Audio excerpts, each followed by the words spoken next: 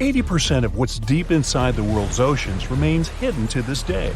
That's because the ocean covers 70% of the planet's surface, and we only have access to a small portion of that. We can clearly see around 3 miles deep down inside the ocean. So it's no surprise that our most recent discoveries when it comes to wildlife come from the ocean.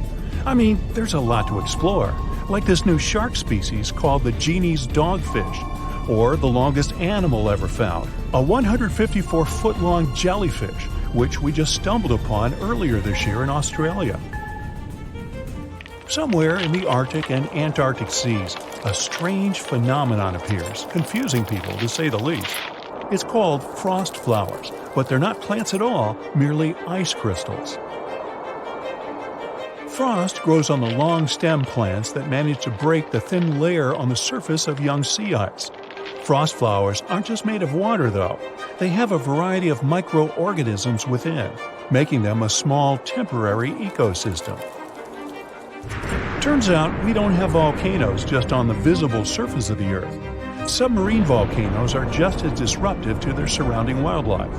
If the data we have so far is correct, the ocean has the most productive volcanic systems on Earth, most of them being on average 8,500 feet below the surface of the water.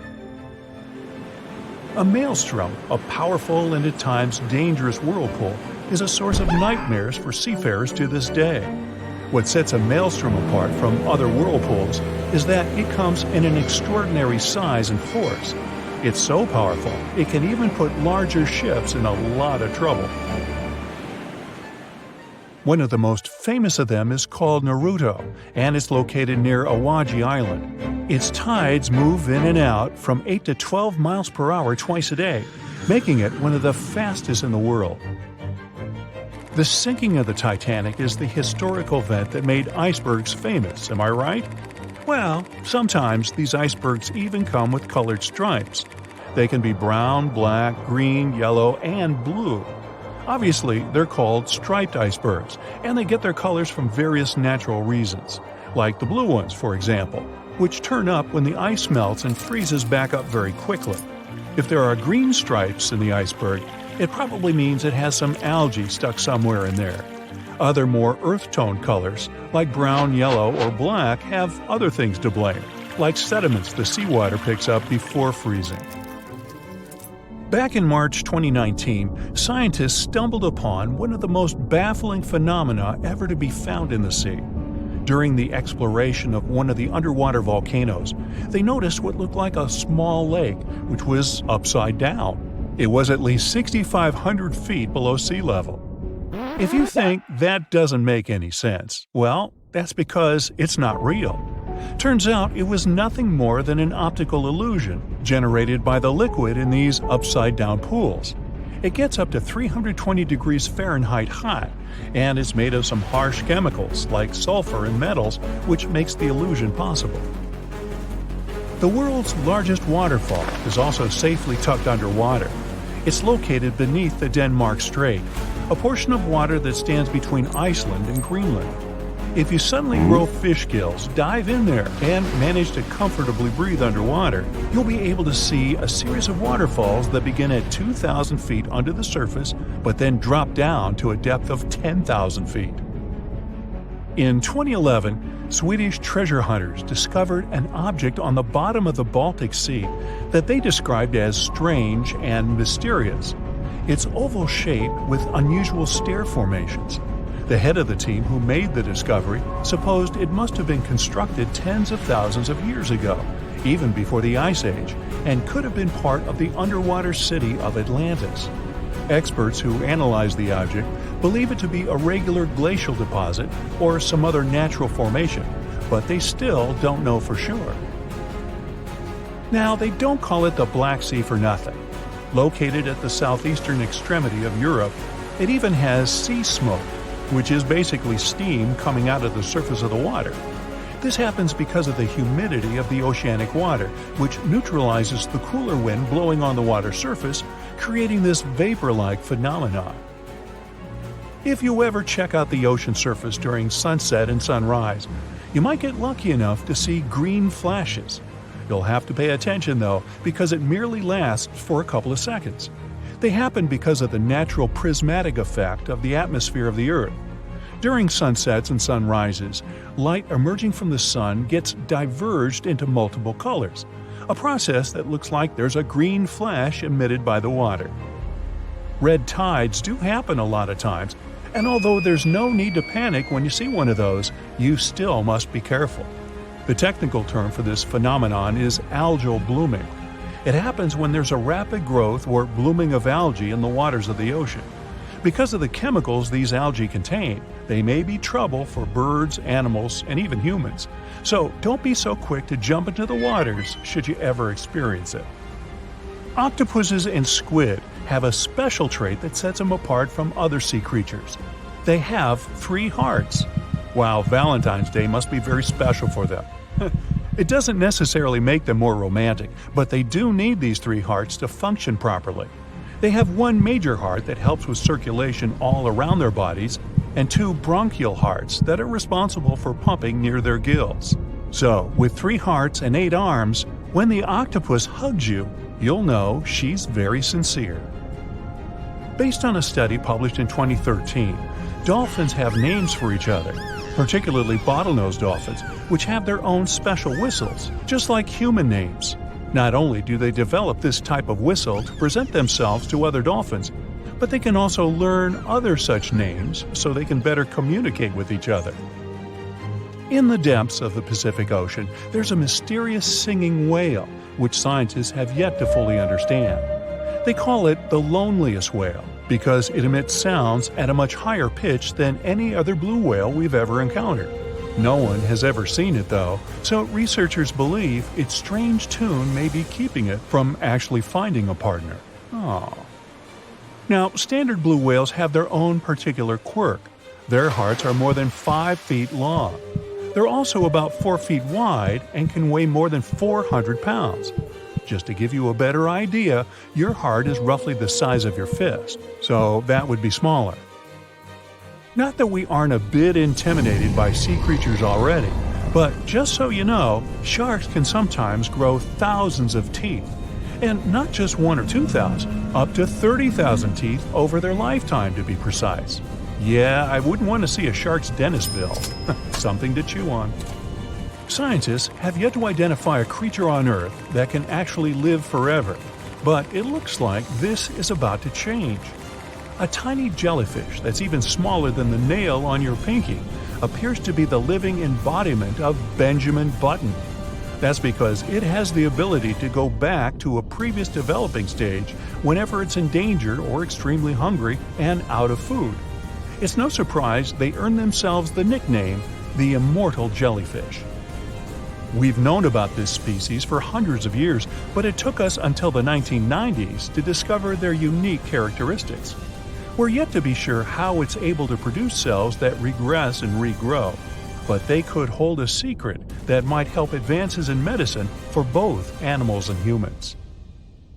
That's it for today. So hey, if you pacified your curiosity, then give the video a like and share it with your friends. Or if you want more, just click on these videos and stay on the bright side. A colossal iceberg, more giant than a city, broke away from Antarctica in mid-2021. It's so big that it's 40 times bigger than Paris and 73 times the size of Manhattan. Imagine that you come out of your small holiday shack on the coast of South Africa, near the town of Port Elizabeth.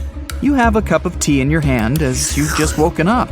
You stand near the edge of your lookout, the vast Indian Ocean before you. Something catches your eye. To the right, there is something so monumental, you can't comprehend it. It's a giant slab of ice, 300 feet high, and stretching away many miles, as far as the eye can see. It rolls slowly, but relentlessly on, heading out into the deep sea. If it goes far enough, it could reach the western coast of Australia. Playing in front of it are a pod of dolphins, like they sometimes do off the bow of a ship. Yet they're just specks compared to the mammoth size. You're so shocked that you drop your cup. Your eyes are as big as saucers. It's like something out of a science fiction movie. Are you dreaming? Are you seeing things? Nope. It's A76. It's real, and it's currently on the move. What could happen to it is anyone's guess. Well, scientists have a few theories, but let's get a grasp of its size first. The iceberg is 110 miles long and 16 miles wide. It's basically the shape of a gigantic finger. If you were standing at the coast of Dover, looking across the English Channel toward France, the iceberg would be almost as wide. The channel is 21 miles across at its narrowest. That means approximately 2/3 of that distance would be filled with the iceberg. That's if it were drifting finger pointing down, so to speak. If it were facing the other way, it could still enter the English Channel, but as it got closer to the narrowest points, it would smash into the coasts of both England and France. It would go up over land. It would slide over the green fields of England, the white ice bold against the rich green. It would cruise past the vineyards of France. It was temporarily lowering the temperature of everything around it. Those grapes would be like jelly crystals. It would skim right over highways, cars stopping to observe this colossal thing like a visitor from another galaxy. You could pluck chunks off it for your drink as it sailed past. Failing that, you could scale it and go ice climbing, right on the outskirts of London. It would certainly be handy in the summer. But let's get back to what actually happened, and what scientists think will happen to it. As of the beginning of 2022, A76 is the world's most giant floating iceberg. It was calved from the Filchner Ronne ice shelf in Antarctica in the middle of May 2021. Ice calving, also known as glacier calving, is the breaking up of ice chunks from the edge of a glacier. It then pulls away from the ice mass into a separate entity. If you were nearby, you would hear a lot of cracking and a massive booming sound. Blocks of ice up to 200 feet would break free and crash into the water. It would cause huge waves. Not even adventurous surfers would want to tackle those breakers. Ice calving is a natural event. The area where A76 broke off has seen little change in recent decades. There have been even larger chunks of ice than A76, but this one is currently the largest in the world. Scientists at the British Antarctic Survey spotted it. There are satellite images of it breaking free, as captured by the European Space Agency's Sentinel-1A satellite. The size at the calving was an estimated 1,670 square miles. Right now, it's in the Weddell Sea around Antarctica. The Weddell Sea is part of the Southern Ocean. It was named after the Scottish sailor James Weddell, who entered the area in 1823. Scientists have deemed the Weddell Sea to have the clearest water of any sea. Imagine peering down into its depths from a boat. What a fantastic view it must be. The area is full of whales and seals. As you look down, you may see killer whales, humpback whales, minke whales, leopard seals, and crab-eater seals. And if you look towards land, you'll likely see a colony of Adelie penguins. They're the dominant penguin species in this area because they adapt to the harsh environment. In fact, this is the only location in the world they live. What an incredible array of wildlife to observe, all from the comfort of the ship's deck, while you drink another cup of hot tea. It gets pretty cold in these parts. To get an idea of what could happen to A76, scientists refer to other data, such as the even more enormous iceberg called A68. It was calved from the ice shelf known as Larsen C off Antarctica in 2017. While it may be exciting, though a little daunting, to think of it also sailing up the English Channel, A68 floated out to warmer seas and, by early 2021, had all but dissipated. That was a relatively quick demise. Some icebergs have been observed floating around for up to 18 years. Suppose they remain in the relatively cold waters. It all depends on where A76 decides to go. Satellites have helped scientists keep track of these monstrous movements, whereas they would go unnoticed in the past. That's how they know that by day 148, this iceberg had split into 3 fragments, imaginatively titled A76A, A76B, and A76C. The numbers might be boring, but they're based on the Antarctic quadrant in which they were first sighted. If these enormous chunks do break up entirely, it will not add to rising sea levels because it was already part of the floating ice shelf. Imagine these ice chunks in your glass. They already take up a certain amount of space. They will simply change form into water. Icebergs like this one are different from glaciers or ice sheets found on land. Those are the things that help to raise sea levels when they break off and melt. For example, If the whole of Antarctica's ice sheet were to melt, it could raise sea levels by nearly 190 feet. If you think A76 is enormous, and it clearly is, there was another that makes it look small in comparison. On record, the largest iceberg was sighted in November of 1956, 150 miles west of Scott Island in the South Pacific Ocean. Ironically, it was seen by a ship known as the USS Glacier. It was sized over 12,000 square miles. This iceberg was larger than the country of Belgium. What may happen to the chunks of A76 will depend on a few factors. Ocean currents can make a significant impact, and wind direction and speed can too. They may move closer to coastlines, where they can freeze into pack ice. They can also drift into shallow waters and hit the seabed, called seabed gouging. The deepest part of the iceberg can act like the keel of a boat. It digs into the ocean floor, but the sheer size of the iceberg keeps it moving. Soon it's tearing up the floor, creating a long, narrow furrow or a gouge. Fish would scatter, the earth would shake, the noise would be tremendous. It's actually quite common in offshore environments near where ice is found. You would not want to be scuba diving nearby when one of these rips through. However, it would make for a spectacular sight. Generally, icebergs deteriorate through melting and fracturing, which, as you can imagine, changes the mass and the surface area. Combined with wind and ocean currents, it can make iceberg modeling difficult. As for A76, we'll just have to wait and see. Before we go, let's return to our imaginary voyage down the English Channel. The island of ice, 73 times the size of Manhattan, with its gigantic frosty finger pointed down toward the Celtic Sea, rolling steadily onwards, unable to be stopped. Hundreds of thousands of people have flocked to the coasts of both England and France to watch this extraordinary spectacle as it cruises by. On top of the ice, there are thousands of penguins playing happily. They almost look to be waving back to the abundance of sightseers who cheer them on their way, the children jumping with joy at the most spectacular sight they've ever witnessed. It was the very beginning of the year 1912. A giant chunk of ice broke off a glacier in southwest Greenland. The ice was made up of the snow that had fallen about 100,000 years before the event. That was the time when mammoths were still roaming the planet. The iceberg started its journey. It was a huge thing, more than 1,700 feet long. It weighed around 75 million tons. It was also a very peaceful chunk of ice. It steered clear of ships and busy transport routes, not that there were many in the place where the iceberg was born. And then, it somehow floated much further to the south than other bergs did. Our iceberg was lucky. Others melt long before they get to these latitudes. Out of 15,000 to 30,000 icebergs that drift away from Greenland's glaciers, only 1% ever makes it all the way to the Atlantic. That's why it's so amazing that in April, our iceberg the Traveler was already more than 5,000 miles away from the Arctic Circle.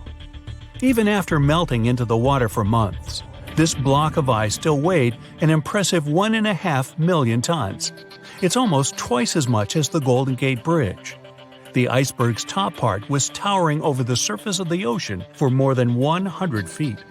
And still, if you noticed it floating next to your ocean liner, it would have looked harmless, but only at first glance. Like only a tiny part of a jumbo piece of ice. The largest part of any iceberg is always hidden under the surface. A mere 1/10 is normally visible above the water, and the berg we're talking about wasn't an exception. Several days before our iceberg made it to the Atlantic Ocean, a magnificent ship left port. It was a luxurious steamship carrying more than 3,000 passengers and crew members. At that time, it was the largest ship ever built. The liner was called the Titanic. It was considered unsinkable. At the very beginning of its journey, it nearly collided with the steamship New York. Luckily, the Titanic managed to pass by the other vessel with a couple of feet to spare. The people crowding the liner's decks let out a collective sigh of relief. Little did they know what was awaiting them in the nearest future. Meanwhile, the iceberg was approaching the area the Titanic was going to cross on its way to New York. It happened on April 14th, when the ship was in the North Atlantic Ocean, 370 miles away from Newfoundland. At about 11:40 p.m., people who were still awake on board the Titanic toppled down, pushed over by some mysterious and powerful force. Those who had already gone to bed got catapulted to the floor. Both the passengers and crew members were screaming, panicky, and confused. Just minutes before the commotion started, an iceberg had appeared right in front of the ship. It was our wandering iceberg. Why hadn't the crew noticed it earlier? There might have been several reasons. I'll tell you about them a bit later. Anyway, once the liner collided with a huge chunk of ice, it was doomed. Unable to divert its course, the ship ruptured at least 5 of its hull compartments. They started to fill with water with alarming speed. The Titanic's compartments weren't capped at the top. That's why the water spilled over and started to flood each succeeding one. The front of the ship began to sink, causing the back part to lift vertically into the air. And then, with a deafening roar, the liner broke in half. The rest is history. But few people know what happened to the iceberg after the ship had hit it. It gets us back to the question of why no one had spotted the floating ice mountain until it was too late. Let's track the events of that fateful day. At around 6 p.m., Captain Smith finally decides to change the Titanic's course. He's been receiving iceberg warnings throughout the entire day. The ship starts to head further to the south, but the speed remains the same. At 9:40 p.m., another ship informs Titanic about a vast ice field packed with icebergs. Unfortunately, this message never reaches the liner's bridge. At about 11 p.m., yet another steamship radios Titanic. They say the ice has surrounded them, making their ship stop. This message also gets ignored. Meanwhile, most of the passengers on the luxury liner have already retired to their rooms. At 11:35, the sailors in Titanic's crow's nest notice the iceberg. They ring the bell 3 times, which means something's ahead. Then they call the bridge. The engines get reversed, and the doors to the supposedly watertight compartments close. Just 5 minutes later, the huge liner's starboard side collides with the iceberg. The mailroom begins to fill with water. Soon other reports come. They don't sound encouraging. At least 5 other compartments are flooded. It becomes clear Titanic has just a few hours before it sinks. The night was exceptionally calm, with no moonlight, no wind, and no waves. And since the waves weren't breaking against the iceberg, it was difficult to perceive the giant. But there's also a theory that what sank Titanic was a black bird.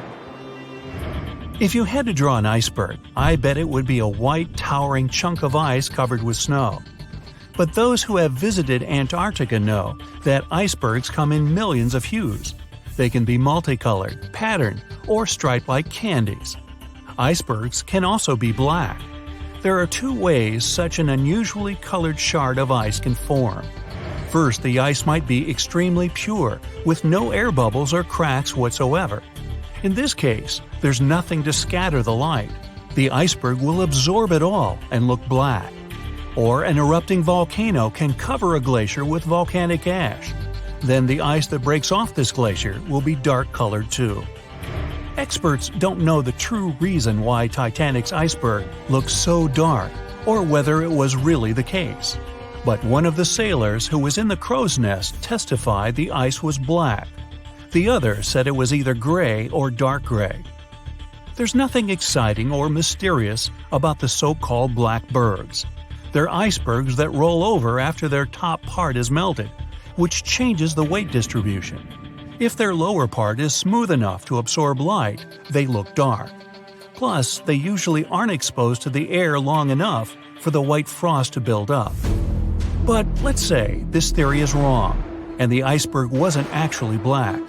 And still, the only reason why you see things is because light gets reflected from them. The less light there is, the less likely you are to notice something.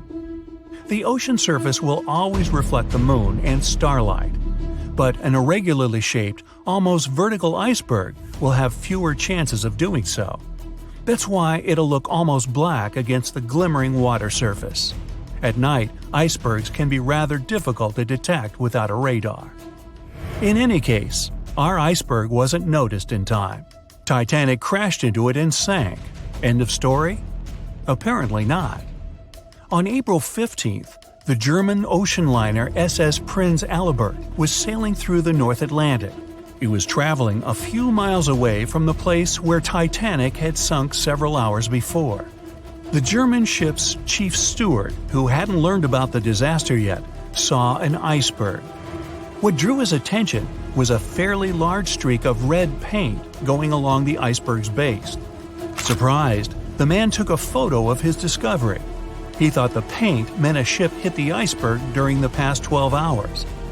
The next person who saw the infamous chunk of ice and took its photo was the captain of the vessel used to lay deep-sea telecommunications cables.